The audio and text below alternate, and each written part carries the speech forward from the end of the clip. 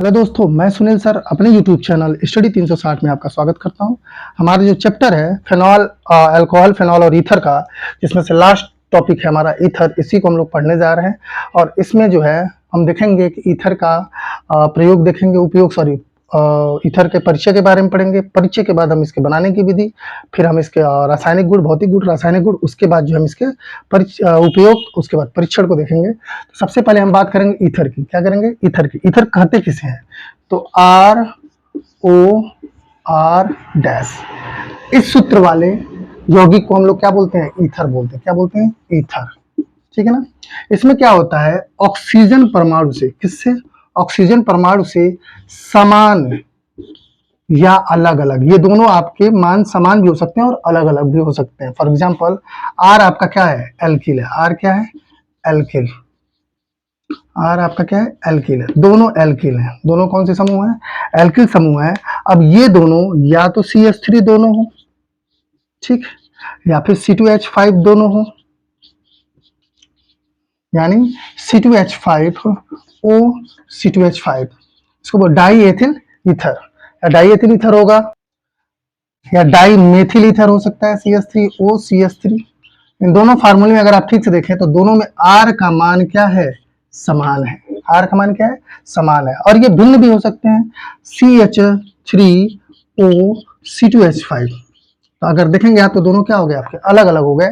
तो कहना ये चाहता है कि ऑक्सीजन परमाणु से दो समान या भिन्न प्रकार के एल्किल समूह जुड़े होते हैं, उसी को हम लोग क्या बोलते हैं? ईथर बोलते हैं। अगर समान जुड़ा होगा तो समान है, भिन्न भी हो सकता है। यही कह रहा है कि जो दोनों आर लगे हैं, दोनों समान भी हो सकते हैं और दोनों क्या हो सकते हैं? आपके भिन्न भी होते हैं। सवाल एक चीज और बनता है कि एल्किल कहते किसे हैं? तो एल्केन में से एक हाइड्रोजन निकाल देने से जो प्राप्त होता है, उसी को हम लोग क्या बोलते हैं? एल्किल बोलते हैं। और एल्केन क्या होता है? कार्बन के 4 बॉन्ड में से एक बॉन्ड यानी एक हाइड्रोजन को अगर हम निकाल दें, ठीक है ना, 1H को बाहर निकाल दें, तो हमारा ये क्या प्राप्त होता है? आपका एल्किल समूह प्राप्त होता है। ठीक है जी ना। इसका जो जनरल फार्मूला है, आप ठीक से देखिएगा, तो ये आर है, ये भी क्या है? आर है। जो एल्केन का फार्मूला होता है CnH2n+2, किसका फार्मूला है? एल्केन का। अगर दो आर को एक साथ जोड़ दिया जाए तो ये एल्केन ही बनता है। यानी आप देखिएगा CH3 और CH3, ये भी तो एल्किल है, ये भी क्या है? एल्किल है। दोनों को जो है C2H6 है, जो कि क्या फार्मूले में गुथित है? CnH2n+2 फार्मूले सेट है। तो इसमें अगर आप देखेंगे तो सिर्फ एक ऑक्सीजन परमाणु क्या हो गया है? बढ़ गया है। इसका फार्मूला होगा CnH2n+2 होगा। ये सूत्र है, सामान्य सूत्र है, सूत्र प्राप्त करने का सामान्य सूत्र है। ठीक है ना। तो ये टोटल टॉपिक हो गया ईथर का। ईथर को फिर से देख लेते हैं हम। ROR डैश सूत्र को ही हम लोग क्या बोलते हैं? ईथर बोलते हैं। ठीक है ना। इसमें ऑक्सीजन परमाणु से समान या भिन्न प्रकार के एल्किल समूह जुड़े होते हैं। समान और भिन्न, अगर दोनों का फार्मूला समान होगा, समान या भिन्न का मतलब CH3 एक होगा, C2H5 भिन्न। ठीक है ना। तो समान भी हो सकता है। R और R डैश का मतलब यही है कि ये दोनों समान भी हो सकते हैं और भिन्न भी हो सकते हैं। ठीक है ना। इसका जो है जनरल फार्मूला CnH2n+2O है। ठीक है ना। अब हम थोड़ा सा इसमें आगे बढ़ते हैं।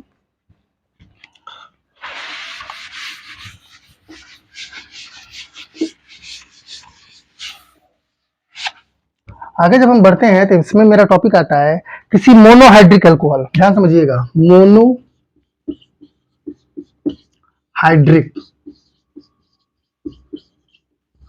अल्कोहल, ध्यान समझिएगा। मोनोहाइड्रिक अल्कोहल क्या है? मोनोहाइड्रिक, देखिए जब अल्कोहल का क्लासिफिकेशन किया गया था तो पहला क्लासिफिकेशन OH की संख्या पे था। अगर OH एक बार होगा तो मोनोहाइड्रिक होगा।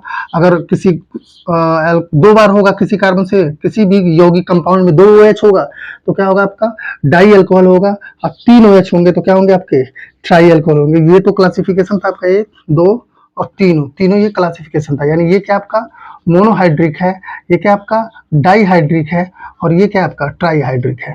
ये था कि एक कार्बन से जुड़ा हुआ OH हो, दूसरा एक कार्बन से जुड़े हुए 2 OH हो, तीसरा कह रहा था कि एक कार्बन से जुड़े हुए कितने OH हो? 3 OH हो। ठीक है ना। ये था पॉइंट, समझिएगा इसको। एक तो ये था, एक दूसरा ये था, और तीसरा ये पोर्शन था। एक और हमने इसका क्लासिफिकेशन किया 1 डिग्री और 2 डिग्री और 3 डिग्री का हमने पढ़ा था। ठीक है ना। ये पढ़ा था, 2 क्लासिफिकेशन पढ़ते। इसमें जो कह रहा है मोनोहाइड्रिक, मोनोहाइड्रिक मतलब सिंगल OH होना चाहिए। कितने OH होना चाहिए, सिंगल OH होना चाहिए। कह रहा है मोनोहाइड्रिक एल्कोहल का निर्जलीकरण करके हम क्या प्राप्त कर सकते हैं, ईथर प्राप्त कर सकते हैं। तो इसका अगर हम क्या कर दें, फार्मूला देखते हैं। इसका फार्मूला होगा आपके सामने CH3CH2OH, एथिल एल्कोहल है। ये भी आपका CH3CH2OH है। इसमें से हमको क्या बाहर कर देना है, वाटर बाहर कर दें तो क्या बनेगा, फार्मूला देखिएगा, इससे जाके ये जुड़ जाएगा। अब बनेगा क्या, CH3CH2OCH2CH3। अब ये अगर आप फार्मूला देखेंगे तो ये क्या बना आपका, ईथर बना। क्या निकल गया इससे, वाटर निकल गया। ठीक है, तो इसका अगला जो डिफिनीशन हो सकता है कि मोनोहाइड्रिक एल्कोहल, किसी भी मोनोहाइड्रिक एल्कोहल से निर्जलीकरण करें तो हम लोग क्या प्राप्त होगा, ईथर प्राप्त होता है। क्या प्राप्त होता है, ईथर। दूसरा इसका, ये तो पहला टॉपिक क्या दूसरा टॉपिक था। ये पहला टॉपिक था कि आर ओ आर डैश वाले फार्मूले को हम लोग क्या बोलते हैं, ईथर बोलते हैं। दूसरा कह रहा है आपका कि मोनोहाइड्रिक एल्कोहल के निर्जलीकरण से जो प्राप्त होता है तो उसी को हम लोग क्या बोलते हैं, ईथर बोलते हैं। तीसरा टॉपिक जो है हमारा कह रहा है कि वाटर, क्या कह रहा है आपका, वाटर का ये व्युत्पन्न होता है। देखिए ठीक से, वो है, वो दोनों जो बॉन्ड जुड़े हैं किससे जुड़े हैं, आपके हाइड्रोजन से जुड़े हैं। जबकि ईथर में दोनों जो है किससे जुड़े होते हैं, आपके आर से जुड़े होते हैं, एल के समूह से जुड़े होते हैं। तो कहना चाहता है कि ये जो है आपका किसका, और दूसरा अगर एल्कोहल भी देख लें तो आर ओ और एच होता है। तीनों को ठीक से देखिए। ये कहना चाहता है कि ऑक्सीजन से जब दो हाइड्रोजन जुड़े हो तो वाटर है, इसी ऑक्सीजन से जब दो आर जुड़े हो तो क्या है आपका, ईथर है। क्या है आपका, ईथर है। ये क्या है आपका, वाटर यानी पानी है। ठीक, और इसको देखिए आपका, ये क्या आपका, एल्कोहल है, एल्कोहल है। ठीक है ना। अगर फार्मूले का डिफरेंस देखेंगे आप, ठीक है ना, तीनों के डिफरेंस को देखने की कोशिश करिए तो इसमें भी ऑक्सीजन दो बॉन्ड से दोनों हाइड्रोजन से जुड़ा है, इसमें ऑक्सीजन दोनों एल के समूह से जुड़ा है, और इसमें दोनों ऑक्सीजन क्या किससे जुड़ा है, एक तरफ आर से जुड़ा है, एक तरफ क्या जुड़ा है, एस से जुड़ा है। ठीक है ना। तो आप इन दोनों को जो है वाटर से व्युत्पन्न मान सकते हो। व्युत्पन्न का मतलब होता है इन्हीं से बने हुए दिखते हैं। तो वाटर का व्युत्पन्न क्या है आपका, ईथर भी है और कौन है, अल्कोहल भी है। इसका जो तीसरा डिफिनेशन होगा ये होगा कि वाटर के व्युत्पन्न माने जाते हैं कौन, ईथर आपके। ठीक है। अब अगला टॉपिक इसमें आएगा, इसका नाम तंत्र। क्या आएगा आपका, नाम तंत्र आएगा। तो नाम तंत्र भी देख लेते हैं हम इसका। तो ये तो क्लियर हो गया। ठीक, नाम तंत्र की बात करें तो अल्कोहल में आता है ऑक्सी। क्या आता है आपका, ऑक्सी। अल्कोहल में क्या आता है आपका, ऑक्सी आता है। ध्यान से देखिएगा, CH3OCH3। ठीक है ना, ये पहला लिख रहा हूं मैं। इसमें क्या होगा, मेथाक्सी, एक कार्बन है इधर, एक कार्बन को सीधे छोड़ दो इसको, तो ये क्या होगा, मेथाक्सी। क्या होगा, मेथाक्सी। और ये कार्बन एक है इसलिए इसको क्या लिखा जाएगा, पूरा लिखा जाता है मेथेन, मेथाक्सी मेथेन। अगर ये C2H5 OC2H5 लिखा है तो क्या होगा आपका, एथाक्सी एथेन। ठीक है ना, दूसरा हो गया। तीसरा टॉपिक थोड़ा सा कंफ्यूजन वाली है, पहले इसको समझ लेते, क्लियर कर लेते हैं पहले। कह रहा है ऑक्सी को, ऑक्सीजन के लिए क्या वर्ड लगता है, ऑक्सी। इसमें जो सफिक्स लगता है, ईथर में जो सफिक्स लगता है नॉमेनक्लेचर में, उसमें क्या लगता है आपका, ऑक्सी लगता है। इस चैप्टर को मैं शुरू किया हूं नॉमेनक्लेचर का, तो बहुत जल्दी कंप्लीट वीडियो आपको मिल जाएगा। इसमें देखेंगे हम, तो अगर दोनों तरफ सिमिलर है, CH3 इधर भी, CH3 इधर भी, C2H5 इधर भी, C2H5 भी, तो ठीक है, समझ में आ रहा है कि ऑक्सीजन हम किसी के साथ भेज दें, चाहे हम C2H5 के साथ भेज दें या फिर हम किसके साथ भेज दें, CH3 के साथ भेज दें। लेकिन अगर जो दोनों डिफरेंस हो जाए, यानी ये आपका तीसरा है कि एक तरफ CH3 हो और एक तरफ आपका क्या हो, C2H5 हो, तब इसका नाम क्या होगा। तो इन दोनों में जो छोटा वाला पोर्शन होगा, जिसमें कार्बन संख्या क्या होगी, कम होगी, उसी के साथ क्या जाएगा, ऑक्सी जाएगा। इसका नाम होगा मेथाक्सी। और ये कार्बन कितने हैं, दो हैं, मेथ एथ, मेथाक्सी एथेन है ये। समझ में आ रहा है आपको। ये सब IUPAC नॉमेनक्लेचर में मैंने बताया नाम तंत्र है। इसमें जो सफिक्स लगता है वो क्या लगता है आपका, ऑक्सी लगता है। क्या लगता है आपका, ऑक्सी लगता है, ओ के नाते। तो ईथर, ये भी नाम तंत्र भी क्लियर हो गया।